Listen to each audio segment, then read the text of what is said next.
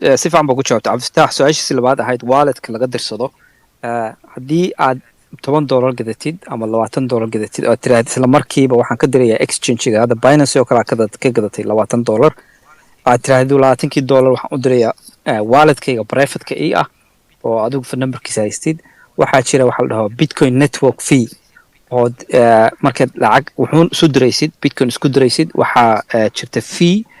fiigaas maalinba ama saacadba meel buu joogaa khasa maahan inuu isku mid noqdo waxaa dhici karta hadda hal daqiiqo kadib inuu ka bato ama ka yaraado marka saa ula soco midda fiiga sababta liiban uu yiri 1 milyan 2 milyan markii oo satoshi ku gaarto wuxuu ka wadaa markii xogaa lacag fiican ku gaarto hadda 1 milyan oo satoshi waa $1,000 oo kaleeto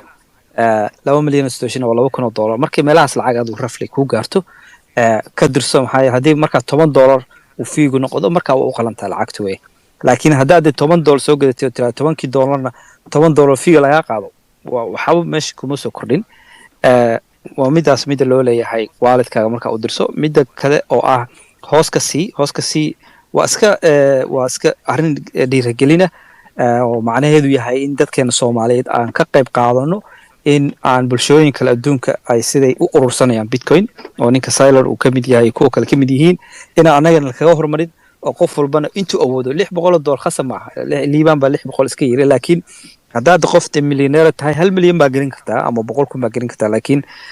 taas adiga khaas ku tahay wixii aad lacag haystid badanaa lacag badan hadaa haystid lama shaaciyo private baa laga dhigtaa laakiin wixii hoose 150 iyo 200 iyo $10 markaa gadatid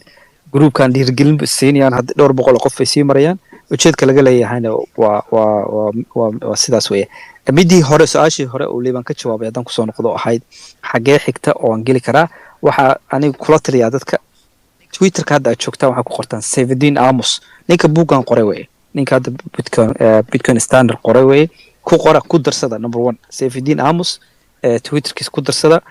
waxaa kaloo dhageystaan wuxuu leeyahay podcast oo xataa YouTube ku xiran oo Apple Podcast iyo Spotify labadaba ka dhageysan kartaan dhowr boqol oo waxaa ku jirta topic uu kaga hadlayo dhowr boqol oo podcast uu sameeyaa ku jirta aniga inta badan waa dhageystay aad iyo aad ayaan qaab macnaha usoo diyaaray iyo u jeclahay macnaha waa nin professor oo economics-kiina yaqaana waana muslim taada kale ogaada oo xataa waxaa ka mid ah dadku marti qaaday podcast ka marti qaaday dhowr qof oo muslim oo ka hadlaya Islamic finance ka hadlaya wax la dhaho ribada iyo interestiga marka toobigii noocaas badan baa ku jira marka hadda waxaan kula talinaya marka buugan videoga dhameystid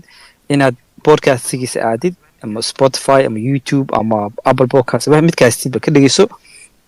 dhowr boqol oo macnaha podcast weeye oo midkiiba saacadii ka badan soconaya marka intaas ka badan baa misan hadda ka soo baxdid wixii kalena adaa waxaan noqonaysaa macallin